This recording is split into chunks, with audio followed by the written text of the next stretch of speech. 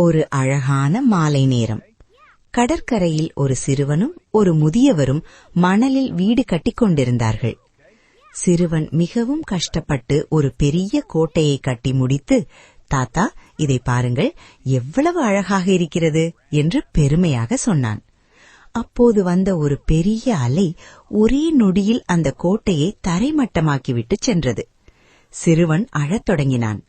தாத்தா, நான் இவ்வளவு நேரம் கஷ்டப்பட்டு கட்டியது எல்லாம் வீணாகிவிட்டதே என்று வருத்தப்பட்டான். தாத்தா சிரித்துக் கொண்டே சொன்னார், கவலைப்படாதே கண்ணா, அந்த அலை உனது கோட்டையை மட்டும் எடுத்துச் செல்லவில்லை, மீண்டும் ஒரு புதிய கோட்டையை கட்டுவதற்கு தேவையான ஈரமான மணலையும் இடத்தையும் கொடுத்துவிட்டு சென்றிருக்கிறது. சிறுவன் தன் கண்ணீரை துடைத்துவிட்டு மீண்டும் சிரிக்கத் தொடங்கினான். நண்பர்களே, வாழ்க்கையில் இழப்புகள் வரும்போது வருந்தாதீர்கள். அவை புதிய தொடக்கத்திற்கான இடத்தையே நமக்கு உருவாக்கி தருகின்றன. நீதி: வாழ்க்கையில் இழப்புகள் நிரந்தரமல்ல, அவை அடுத்த கட்டத்திற்கு செல்வதற்கான படிக்கட்டுகள்.